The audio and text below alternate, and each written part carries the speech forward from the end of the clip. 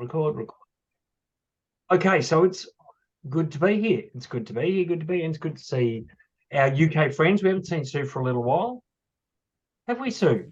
And we haven't seen Chris. So what we might do, it's only obviously a little group tonight. There's a few people that aren't unable to do it, but that's okay. I like a group this size. I think it's really cool.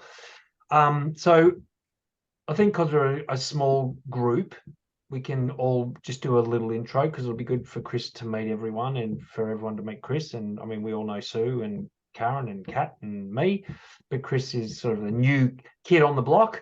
And I don't know if you've listened to my podcast, Chris and I have done a couple together. He's got a pretty amazing story. So if you haven't listened to his podcast, it's definitely worth doing. But why don't we just do a quick zip around the room and just do a quick intro of who you are, where you are.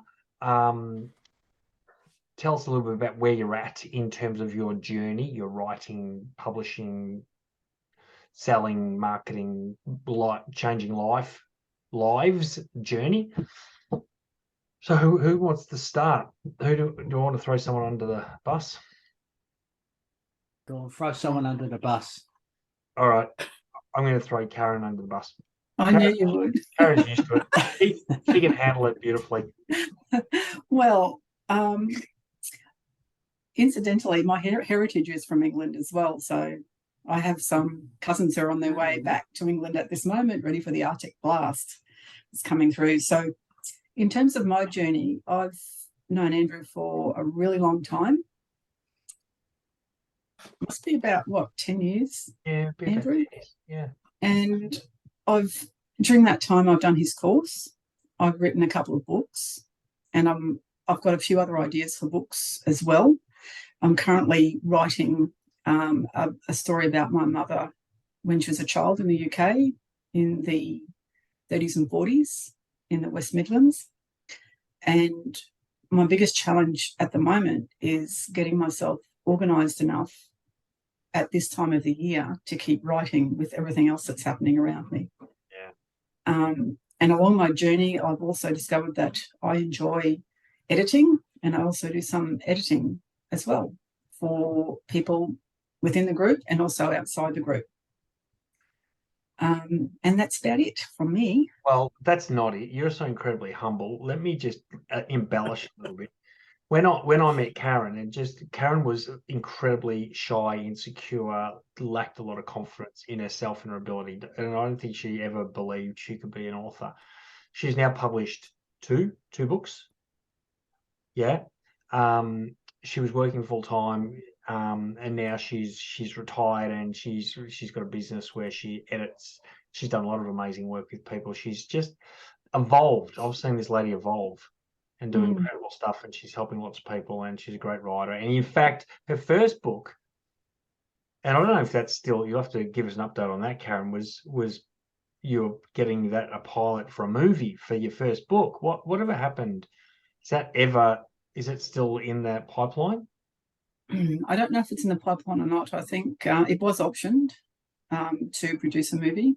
That option sort of slowed down a little bit when COVID hit us and the government changed the rules about what they would support and what they wouldn't support. And I also think the producer, and you may know anyway, Andrew, she's been a bit crook. No, I don't know. For a long time. She's had a couple of different issues. The latest, I think, was COVID vaccine related. So she hasn't been real good. So at the moment, I'm still hopeful that it will be not published. Made into a movie one day. Yeah, which is pretty exciting stuff, isn't it? It's still, out of that, I registered with the Australian Writers Guild, so I'm still a member of that, and I'm also a member of ACTA, which is the Film and Television Association in Australia. So who knows? I've pitched a couple of other ideas as well, but nothing's come of them. But I think the key thing is, here's the key thing I see, is you've pitched the ideas. I mean, and that takes courage, right? It does. Because you're putting yourself, I mean, I would say it's way harder to get a book converted or option to be a movie than it would be to get a book published. So there's more and more rejection. So what that's indicating is courage, Karen, that you've now got this courage and you go, well, I'm going to give it a go anyway, which I think is amazing. Yes, People would love their book to be a movie, but they never ever do anything about it because of I fear, know. right? And you are, so that's awesome. Yeah. So Thank good you. job, good job. All right, Chris, come Thank on, you. let's hear about young Chris. So let me just start by saying, Sue introduced Chris to this group and introduced Chris to me. So you're to blame. Chris is, I'm very proud. yeah, And I'm very happy to take the blame. Yeah, very happy to take the blame. Absolutely honoured to. So let's hear from you, mate. So I had the absolute pleasure of meeting Sue a couple of years ago in Edinburgh, Scotland, for the British Society of Lifestyle Medicine's annual conference, if you like. Yeah. And I was there speaking about my particular journey. Just over 20 years ago, I got diagnosed with multiple sclerosis. And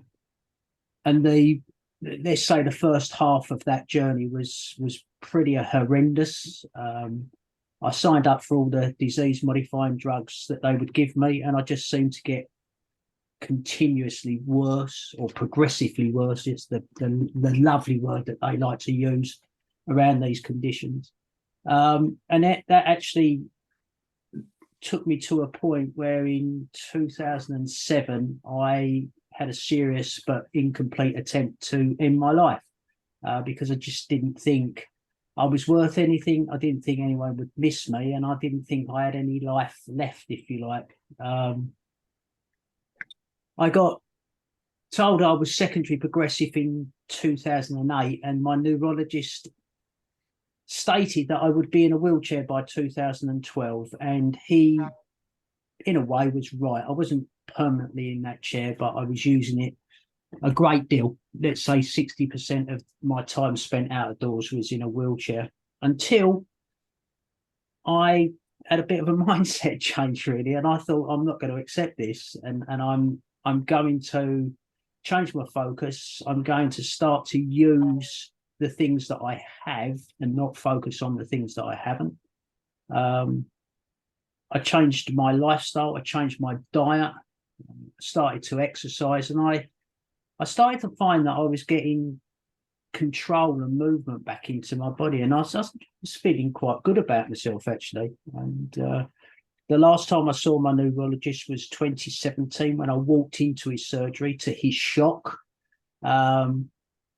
I tried to tell him what I'd done, but he really wasn't that interested. If it's not drug related or pharmaceuticals, he's not really interested. And it's created this passion in me to use my story to encourage as many people as I possibly can to look at their lifestyle, look at their mindset, and use our inherent power towards better health. You know, we have this huge power of choice, and a lot of the choices that we make in our lifestyle now is creating this huge explosion of chronic health conditions that we're facing in Western society now, and I hope to change that.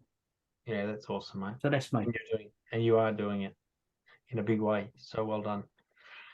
And good to have you, mate, part of this community too, because you're going to be a very positive influence, I know, for sure. So thanks, mate, for sharing. I know we might jump to Kat, because Kat's got to shoot off in about 15 minutes. So, Kat, we might get you to, before you do, to share. Apologies for having to leave early, as I do enjoy these ones. But yeah, conflict's too much on this time of year, as Karen was alluding to. Yeah, so Kat, I am in Western Australia, so it's near 5:15 p.m. for me, so plenty of evening yet to fill. I've been working on and off with Andrew for not 10 years, I don't think, probably 8, something like that. Say again. I said I could tell you if you want to. Yeah, we could look it up. I reckon it's around 8. So I've always had a passion for writing, and that passion is just like dispersion at that point, like it just kind of is everywhere. And so I had yet to land on a solid project for a really long time and have half done God knows how many. And then company I was working for a few years ago works in science, technology, engineering, and maths education for students. And that experience was great, combined some of my interests. And one of my former colleagues and I saw kind of an opportunity to create a book of a set of activities that teach physics concepts through the kind of trail of art you can leave with them. So, for example, you teach Newton's law of motion by doing some physics experiments that leave like a paint trail of the motion in play.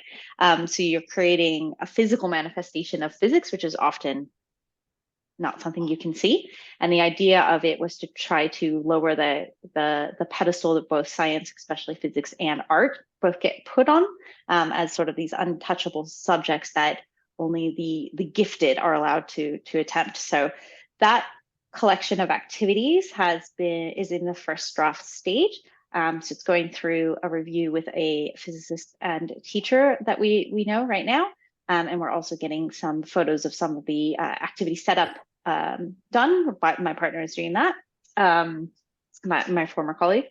So that's kind of in the middle of a editing journey that's out of my hands at the hot minute. So I'm waiting for pieces to come back in so I can do the final writing edit. And so once those pieces are there, that will progress into a search for the right publisher to take that project to market. And in the meantime, I've once again found myself sort of bobbing about amongst ideas and variant passions. And I'm currently giving myself some space to reconnect with the actual enjoyment of writing. And I've already found that just giving that space has created some, oh, that's an interesting, oh, I like that idea. So I'm kind of reconnecting with writing. And then I'm sure I'll eventually land on my next topic, and then that'll be a next thing. It'll probably have nothing to do with the first one, knowing me. Beautiful. Well, thanks, Kat. Thanks for sharing. Crazy. All right, Sue. Oh, right. Yeah, so I haven't been here for a while. And Chris and I come originally from the same part of the world in terms of Essex, so you can probably hear the old accent. Interestingly, when I went to Australia the first time, I kind of sounded more Australian because of my accent. It was really interesting. But anyway, my story, yeah, I'm a medic, I'm a doctor, and oh goodness, yeah, I met Chris at a point in my life, probably the second conference, where I was getting far more impassioned about the story of lifestyle medicine. About 10 years ago, I was beginning to lose my mojo on the whole kind of medical message, particularly in primary care, in the kind of framework that we work in. Lots of really good doctors working in that framework, so I'm not knocking doctors or medics really at all. It's just the system and the message and the lag, I guess, from conventional to this kind of new approach that Chris has kind of alluded to. Yeah, I've been on the planet for a few years. Writing is not my go-to, although I do quite like writing. So this whole kind of concept of writing something is really a learning curve. But I think, Andrew, we've known each other for probably about 3 years, 2 years, 3 years. I can take the pandemic into only a couple of years. Couple of years. Yep. And yeah, I guess I started writing the book really very much as something I'd had in mind. I'd had in mind a couple of books, even though I wouldn't say I was a writer back originally, you know, science and all that kind of stuff. But I have a message, like we all do, as a story, a lot of transitions, a lot of stories, getting to where I am. So it's kind of evolving. And I just love helping people. I just love helping people be at their best. And that's my passion is people. And I'm fascinated with people. I got more and more fascinated the more I sat in front of them. And the power of people, you know, what people can do, which is what Chris has demonstrated. Once you really can harness that, anything's possible really. And I just are hugely humbled by being in that environment with people. And I'm a little bit addicted to it. I can create a lot of problems for myself. I'll run over, I'll run late. I just love hearing how people work, both negatively and positively. So that's my thing, if you want. And I'm my best case study, really. So trying to work out what the hell's going on with myself most of the time. But anyway, so that's my challenge now, is getting myself back on the bloody tracks, Andrew. Yep. And I recognise that's what needs to be done. Yep. It's kind of speaking into my ear, get yourself back on track, girl. I know what needs to be done, because I've actually studied a lot of this stuff. It's actually putting it into action. So working out what's holding me back. I feel it's Andrew talks about it all the time, and the win the day. I've even got it written in front of me. Here you go, win the day. Kat's brilliant, so I'm really interested about Kat's reconnecting with writing scenario and what that actually means now that you've let go into the editors. That must be quite scary. I can only imagine, having had such a great tick box concept. I mean, Kat's just brilliant at tick boxing. I'm inherently a mismatcher, so anything that kind of is meant to happen, I tend to kick back at it. So I kind of my own worst enemy. So it's actually making that work for myself, and that's where I am at right now. Is just come on through, the little and often, every single day. I know that makes sense. Just get back on doing it, because that's the magic. So yeah, I'm kind of harnessing the beast a little bit. So it's kind of a big roundabout story there, but that's me. I'm a doctor and a person and a human, and I love helping people, and that's where I'm at right now. That's awesome. Well, the good news, so we're all humans and we all have the same challenges for sure. I think we would all agree, don't we, that very easy to lose track. It's easy to get distracted. Shiny objects, especially this time of the year, there's lots of shiny objects, isn't there? And then the belief thing comes in, and then am I good enough? Can I do it? Have I got enough time? All this stuff happens. So I think this happens to all of us. So the fact, and I say this every single time, I mean, the fact that you're here, even though you may not feel like you're progressing much, the fact that you show up, I think, is a critical piece of this. I say this every single time, just showing up, even when you're showing up. A lot of people show up to these forums and they sort of almost feel guilty, or even when you and I might have a session, and you might avoid catching up because you're thinking in your head, well, I've let Andrew down, or I haven't done enough, but that's the time where you need to show up. I think it's in these moments where we're struggling, when we've lost a little bit of focus. They're the times when it's actually important that we do show up. So, and here's Joe showing up. So that's. Hi, Joe. Yeah, sorry, I had a work webinar which I've just left. They're finishing up, and I thought I'll leave 5 minutes early, and so you're still going, and you're probably about to finish in 5 minutes. So my apologies, I had a clash. This is where the action is anyway, Joe. This is the place you want to be. Yeah. So I think then, why don't we? It sounds like this is a pretty common. Karen's distracted by the time of the year, and Sue, you sound like you're still a little bit here and there, and Kat's sort of wondering what's next. What are some thoughts that we have? Let's rather than me do any more talking. How do we get back on track? How do we stay on track? How do we keep ourselves moving when so many forces are against us? Anyone got any thoughts? Yeah. Well, for me, I think, I get inspired by stuff that's outside me, and thoughts, and that's a good thing, and I'm reading something and it starts to feel, it's like a puzzle, like putting the jigsaw bits together. But writing is also almost like closing down that focus and being very, just write down something. And I think that's where I find the main challenge is actually saying, look, just stop for that moment. There's that, and then I think it's just the belief for me, the belief that it doesn't really matter. Why do you find it difficult to stop and allow yourself that time to write? I think for me right now in my life, I'm spinning lots of kind of plates that are, well, not lots, I've got only about 3, but they are all, I have one job that I go to and I don't need to think too much, put it that way. So I go there and I do that job and I'm given the clients, and that's just been the constant. It's a medical bit that I do. The rest of it's very creative. So I'm kind of in this creative space in 2 or 3 different areas. And so it's ground up stuff, all of it. And so I think because of that, I have got to be my best boss. You know, I've got to be the one that says, right now you're doing this and right now you're doing that, because it's also creative. I have very little imposed structure. That I think the hardest bit is to impose my own structure. And like I say, my knee jerk is not my kind of type is to kick back at that, but I know it's the best thing. So it's kind of buying and really buying into that, and this is the way. And I'm beginning to kind of herd myself up. There's been a lot of changes this year with various things I'm doing, but herd this kind of rather scattery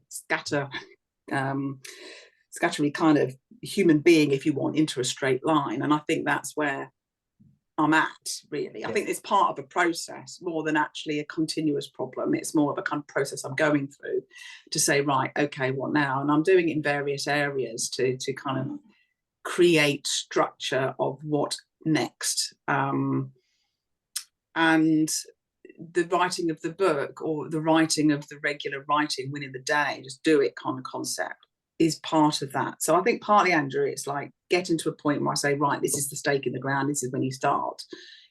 You know, you've done a lot of that kind of thought process, and it's sorting the piles out and just leaving them on the shelf, and then just clearing your desk and just getting on with it. And I think it's just that. I think it's just getting into the discipline. I think you're right of doing that. Yeah, I think when you've got a job, I mean, because Karen, you know, you could, I'm sure you relate to this because you've just come out of pretty much a full-time career, and now you're working for yourself. And you go from where you've got to be somewhere at a certain time, and you've got, you know, here's your lunch break at this time, and here are your tasks that need to be done. And if they're not done, there are consequences, right? Like there are consequences. And then you come out of that and you start working for yourself, and all of a sudden, you know, there are consequences, but you just don't see them. I mean, we let ourselves off the hook, and there's no structure, and so I think as you said, Sue, building in those self-imposed deadlines and creating a schedule of time, like you are going to work. And it doesn't have to be an 8-hour day. It might just be 4 hours where you're very structured, and then you've got a bit of creative time. So I don't know, Karen, tell us a bit about, because you've transitioned out of work into now working for yourself. How have you found it? I was working full-time for most of my working life, and just this last year I've been working 2 days a week. It's been really good because I've been able to work from home for those 2 days a week, but I'm finding that I'm filling up the rest of my week with other things that need to be done, like you know, just looking after my mum, doctor's appointments, eye appointments, all sorts of different things are happening. And by the time I get back home from being out, I'm just exhausted. So then I need to start thinking about, well, what am I going to do today for the rest of the day? Or, you know, trying to fit something in before I go out is sometimes a bit of a challenge because we're a little bit out of town. So it's still, you're saying it's still a bit of a challenge for you at the moment. Yeah. And working for myself, I can still work from home, but I also see other opportunities where I can do other things working from home as well. So I've got this scope creep happening, and I'm thinking, oh, I've got too many things, too many balls in the air. I need to sort of slow down a bit. But this time of the year, I can't slow down, and I don't think any of us can slow down because everything's building up towards the holidays, and there are some things that you have to get done before the end of the year. Yes. Okay. Well, we seem to be finding a common theme here. Has anyone got any solutions? I'll comment on what I just put in the chat, and then I'll have to hop away. I don't work for myself, but I do work full-time remote. and on a team that has a sliding scale timeline. So it's sort of like my hours are sometimes really bound to other people's meeting schedules and stuff, to the extent of like, yay, lunch at 3:30. And then other days it's like, I might not speak to my boss for 3 weeks, sort of stuff. So it's kind of all across, and finding my own pathway with that, because I can accidentally get sucked into other people's energies because it's like other people's deadlines and and then my own. And also because I usually start work at about 7:30 in the morning, because that aligns better with the East Coast. So I can feel very worn out by, my 4 p.m. or whatever. And then, it's too much, but I actually have like, I'm not going to bed until 11, let's be honest. So, it's like I have all these hours I could do. And I started a few years ago doing the daily affirmation practice off of the idea of fake it till you make it. And these two have stuck around for me. These 2 affirmations I put in there for years now. And I often find that like if I actually sit there and read those 2 things just calmly, not like just to get through them, but actually read it, sometimes it makes like what I have on my calendar kind of like I can mentally like refocus my own energy a little bit. I don't even like, it's not an intentional thing, but it's just like, all right, so that thing I really wanted to get through, like I really want to try that thing. Like it's like I can mentally note that I need to reserve some of my energy or reschedule certain things, or just tap a colleague to do. Like it's different. It's a different scenario because I'm in an employed scenario versus like a fully, but it's just, and it wasn't like the first day I read it, but now I find sometimes when I read those 2 things, it's 2 things. One is like, right, if I don't do any writing, it will not get written, or whatever it is. And sometimes with that responsibility and action to create what I want to exist, sometimes that like really lands with me, because it's like, what? I'm in meetings for 6 hours and I care about none of it. Okay, I can't actually get out of those meetings, but I can realign how much energy I'm giving in those meetings so that I can get to the end of the day and have the energy that I need for what I do want to exist. Yep. Like I found that this morning, and I was reading one of those and looking at my calendar, and then I was like, oh, that's right. I care about half of that. That's fine. I'll still go and I'll do my job, but like I will have enough energy to do this because I wanted to do this today. Awesome. Yeah, I love the idea of energy. I think that's a big thing, emotional and physical. Yeah. And I think using the energy at the right time in the right way. It's just being conscious of that. It's really good, Kat. Yeah. Do you know, I was going to say, Kat, I know what you're doing. You're reading your daily affirmations, and I have mine in my phone, and I just checked my phone and I must have deleted them by accident. So I need to put them back in. I have mine. I haven't noticed. They're missing. Oh, see, I have, gosh, this is like, I'm such a nerd. I'm such a nerd. This is like, Chris is like, doesn't understand why Sue thinks I'm great at ticking off boxes, but my very first page in my very fat notebook is my affirmations. I also have a copy of it in my phone. And then I have that daily habit app that reminds me at 7 in the morning to do my daily affirmations. I don't always get to it at 7. And I always regret it if I don't, because like when I read it at noon and I'm like, oh man, that's right. My first affirmation is I have time, and my second is I have energy. And it's like going into the day with those 2 lines makes such a difference. And that's a great point too, Kat. I mean, until it becomes your routine, you have set a reminder. So it reminds you to do it, because until it's that unconscious habit, you need to remind yourself. And I think that's the key point here. So that, even if which app do you use, Kat? Sorry, yeah. That one I think is Habit Share. Though I'm not sharing with anyone at this point, so it's just become. But you could do it like, I mean, if you're on Mac, you could do it off of reminders. You could do it in your, like, it's whatever will actually pop for you. You just an alarm in your phone, or a reminder pop up on your phone. Whatever it is. Because I have started doing all that. So, like, I've started using tech to like sculpt my day in the ways I want it. Like, I've started an alarm for the end of my workday because I work from home and most of my colleagues have signed off. So there's no one to stop me when I've been working 3 extra hours and then I'm exhausted. And what benefit did I get out of that? So instead, I have an alarm now that goes at 4 p.m. And most days, I'm turning that alarm off before I'm getting to it. but I never would have gotten that, like, without that alarm, like that I was easily 6:30 and I'm still there. So I'm just like, I'm creating my own boundaries that it's my alarm. I can snooze it if I want, but also I don't want to keep working past my end of day. So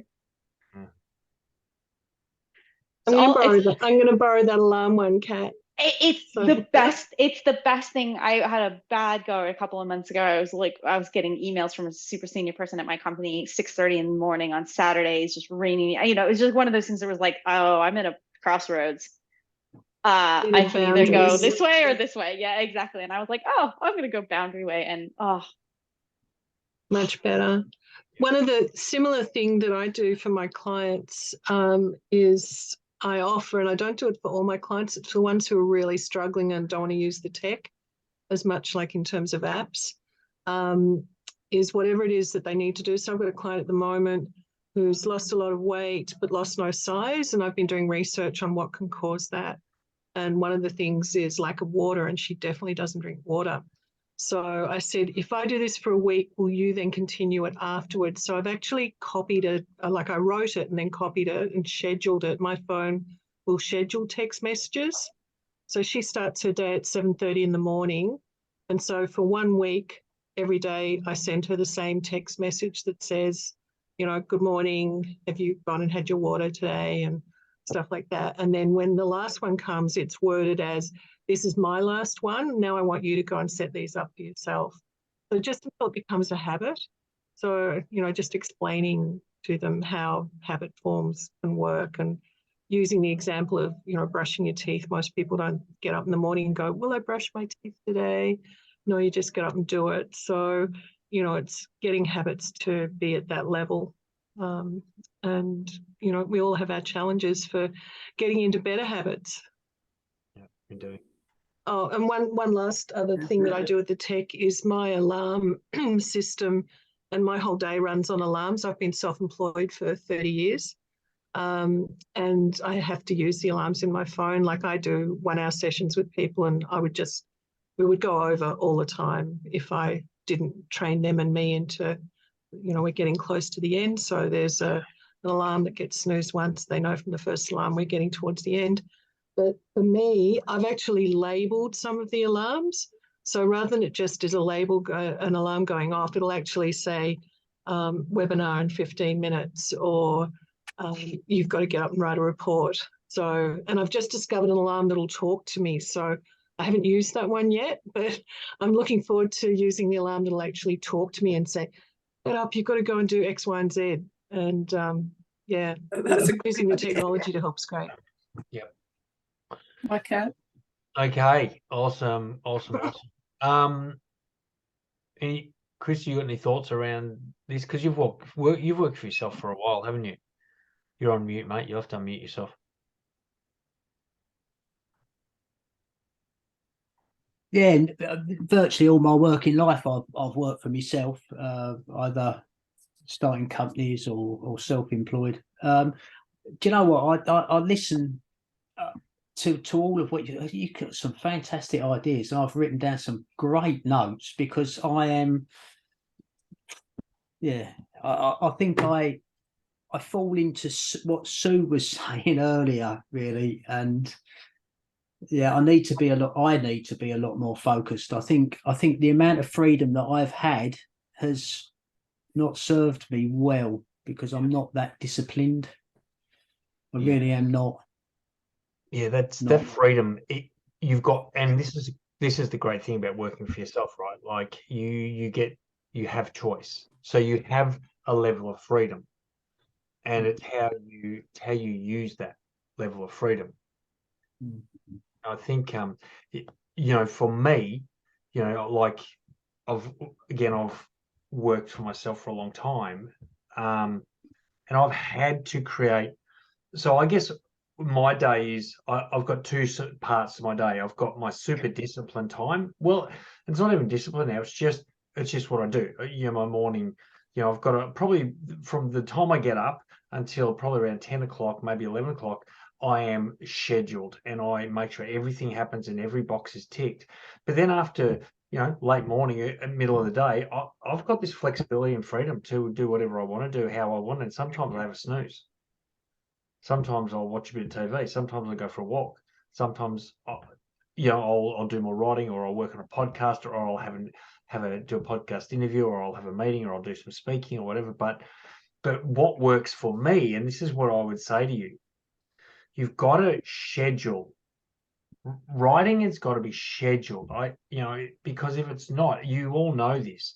It's easy to be distracted, right? It's easy. Oh yeah, I just didn't get to it today. But if you can work hard on that first part of your day, and that's what I recommend, the morning time. For me, I get out of bed and I exercise every single day, never miss it. I go through my affirmations, I do my prayer, I do my goals.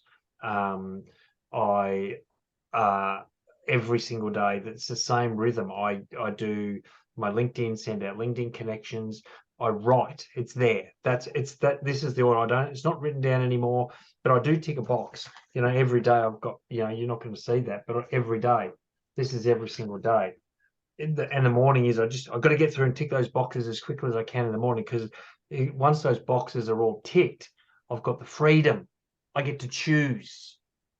Yeah, but here's the key to this thing is you just got to know why you're doing what you're doing.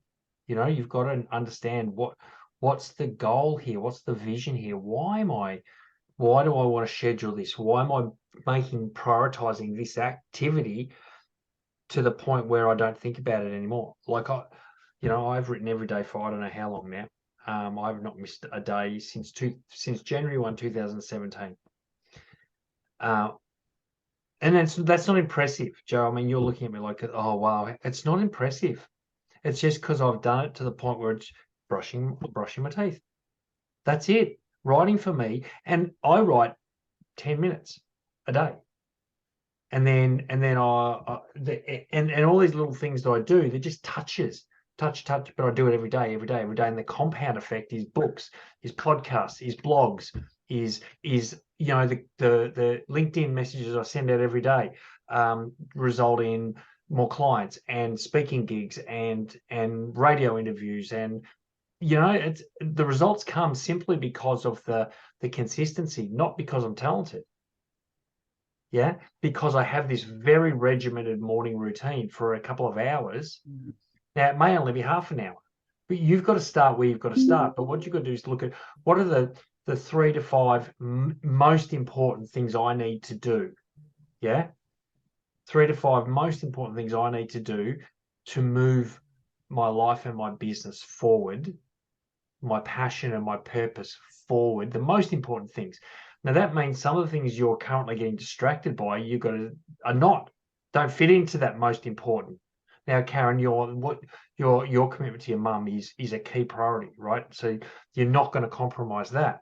But there are some other things that maybe you're doing that we have to be pretty savage when we look at what are the things for you to list all the things your time, where your time's going a day. I guarantee you could probably get rid of half of them, or move them, or shift them, or reprioritize them, and go, okay, writing's key. That's got to go in the top 3.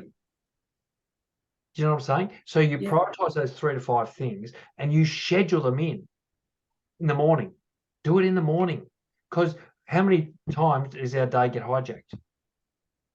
Like, I'm going to go to the gym, I'm going to exercise in the afternoon, then you get stuck in a meeting or something happens, and then you start justifying, oh yeah, I'm tired now, it's been a busy day, I won't do it. But when you get up and you exercise first thing in the morning, it's done.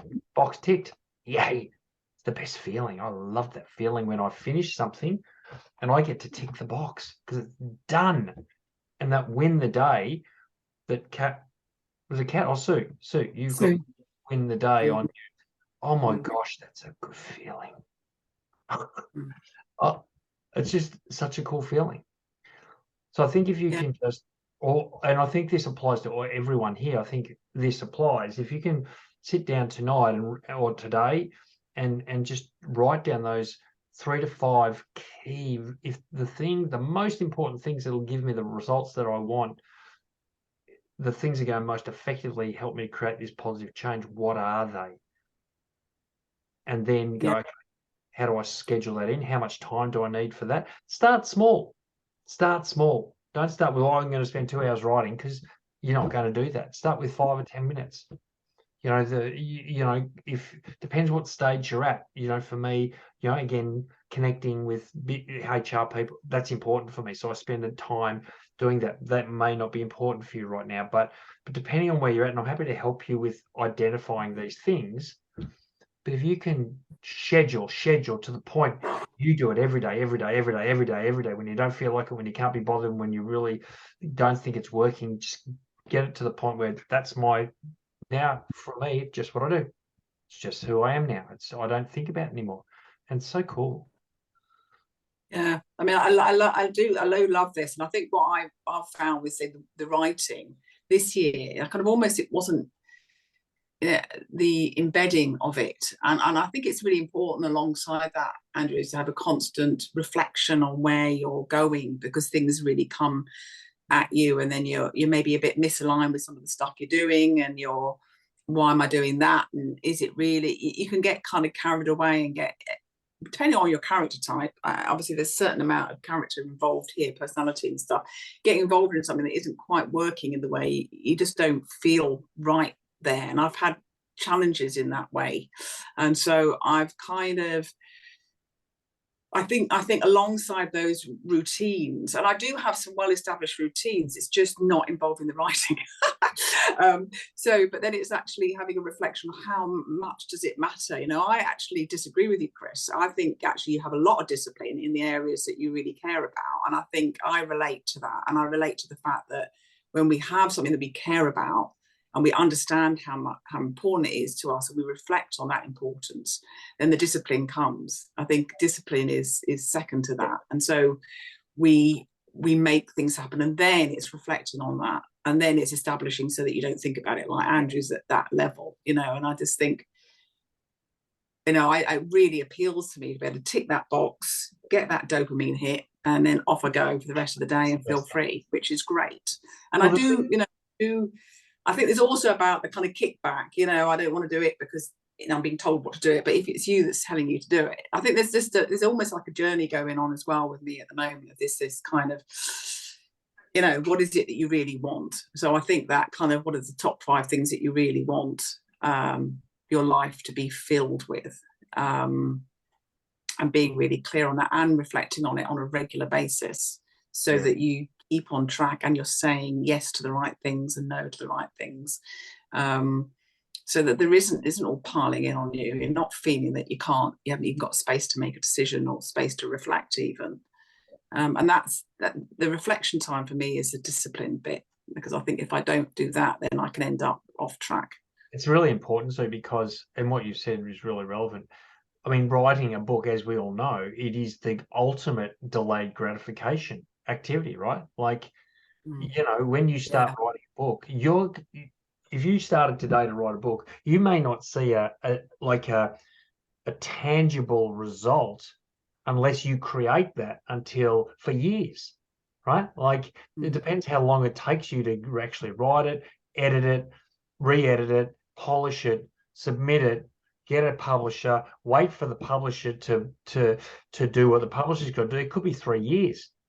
Like, that is the ultimate. So the question then is, how do you, and this is the thing about that winning the day, is what you're doing is you're creating a result not based on the outcome of the book, but based on your activity.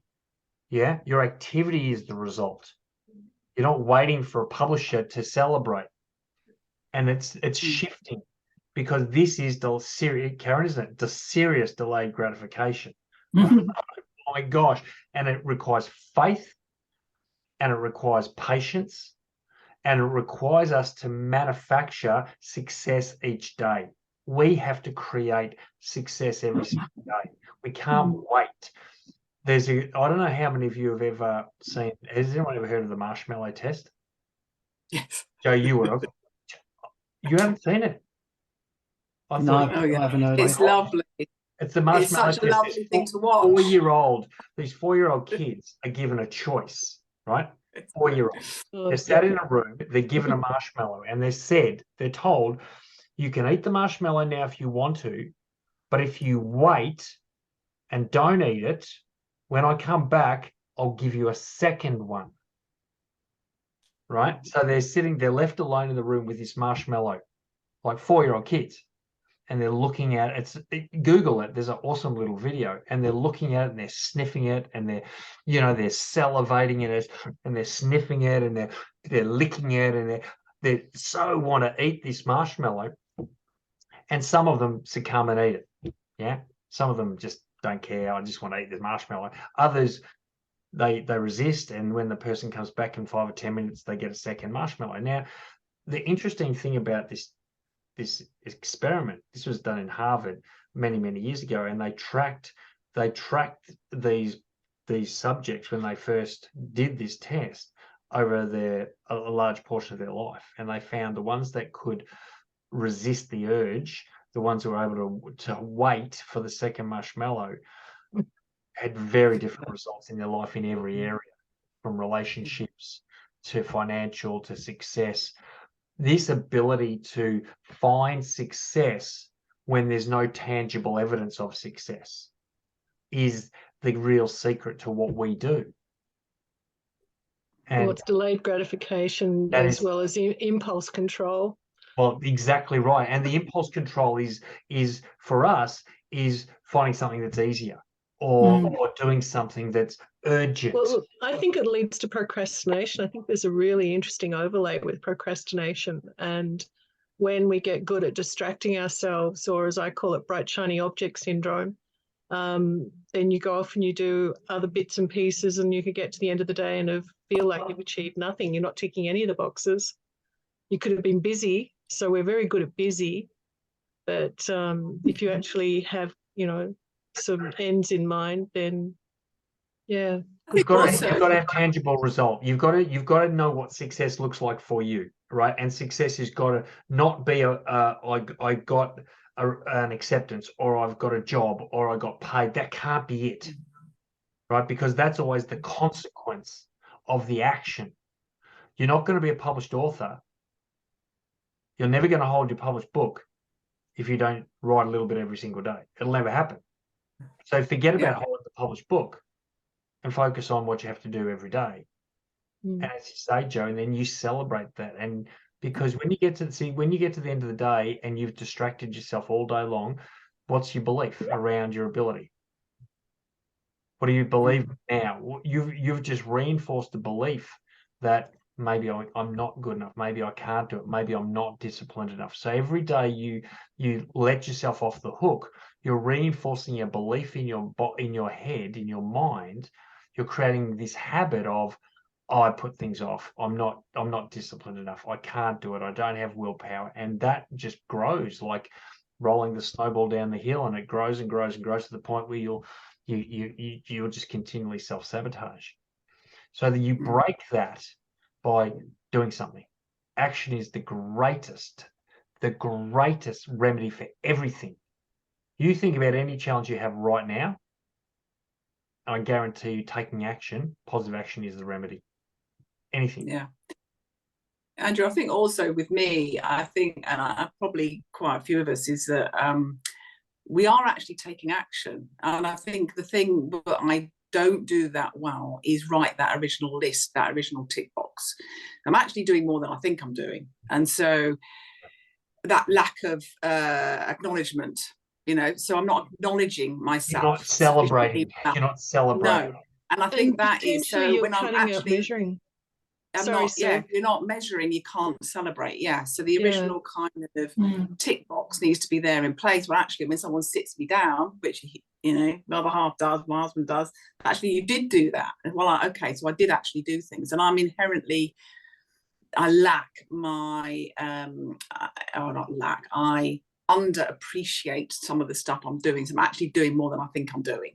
Yeah. And so by the end of the day, when I think I haven't done anything, it's that actually you did call that person up, and you did have that conversation, and you did do, okay, so I did do 3 things. And what I'm not doing, and I'm beginning to do it more at the end of the day, journaling, is actually writing those things that I did do, tracking, which is tracking, recognizing, rewarding. celebrating Yeah. the other things you need Yeah. to do. And I've done that for ages. So I think that's part of my personality, is not to self-celebrate, and it's a habit that I need to build on. And I think that's ultimately, if it's there in the first place, have I done 10 minutes? Yes, I have. I feel awesome, as opposed to writing 10 minutes and forgetting I've done it. Well, also you're just going, well, look, I was supposed to do that anyway. Like, I'm just doing what I should be doing anyway. Exactly. Why celebrate it? Why reward something I should be doing anyway? Yeah. And then, well, there's a good answer for that, because if you don't reward it, you won't do it every day. You need to celebrate, because any milestone, any achievement, any success is just the accumulation of simple activities, simple actions that are taken every day. And without those simple steps, it'll never happen. So, wow, they need to be rewarded. They need to be celebrated. Yeah, and I think that's where if there's a solution, one simple solution to where I'm at is actually write the bloody list. So, write the list and the tick box, because then once I've got something there, then I've got something to then tick box off. And I don't have that. I can't show you that. I do have some stuff, but I probably do have, I could do it, write a list, and I haven't got it here. So I will pledge to do that. I think if I've got that one thing, that have you done, I actually do record whether I've exercised each day, and I do have I done any learning today. So I'm not that far away. You are a scheduled person. You've just got to, it's just adding those other things in. That's all that is. It's just adding new things in. It's maybe letting go of some things that right now are not serving the purpose, and replacing them with things that are. So you all know, look, every one of us are disciplined in certain areas, as you were saying to Chris. I mean, we all are. They're all things that we do deliberately. Some of them are productive, some of them are not. But I know I still just watch probably more TV than I should. And I sit there and go, oh, I should be doing other stuff. But, so there's even me, I know the things I should. But I guess the one thing that I know is, well, I've done the really important things I've done them. Yeah. So that's why I'm probably a little bit more lenient on myself than I should be when it comes to maybe television. But anyway, look, this is a topic we could spend forever on. May I ask a quick question? Yep. Does anyone know someone where you would go to get help with copyright? Like, not copywriting, well, I guess copywriting my work, but I'm back to my personality tool, where I've always had a question mark over whether I'm going to raise the the hackles of the people who own the original tool that mine's based on. In a way, it's it doesn't mention it, it's not using it, but they're a pretty powerful American group. So I think I need to speak to a specialist. Yeah, but I don't think any lawyer would do.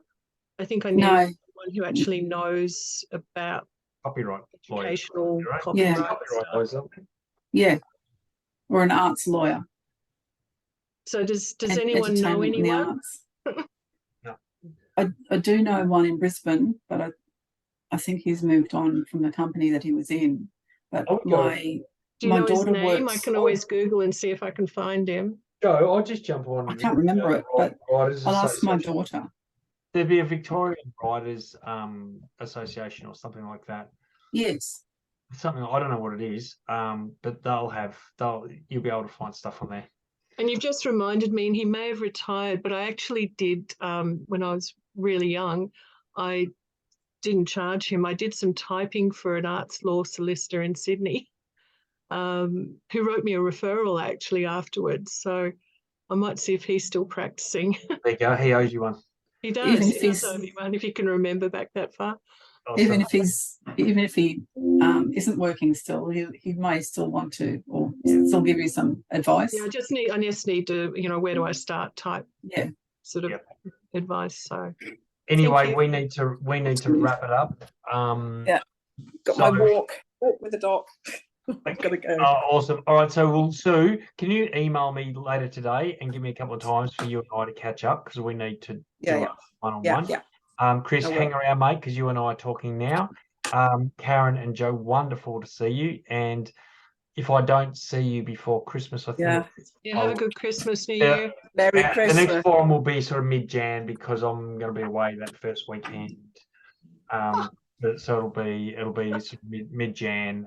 We'll have our next forums, our Saturday Okay. night, Tuesday forum. So Have a good nice to- Christmas, everyone. have a wonderful Christmas, and Yeah, have a lovely Christmas. enjoy the new routines you're going to create. Look forward to hearing you all about it. Thank you.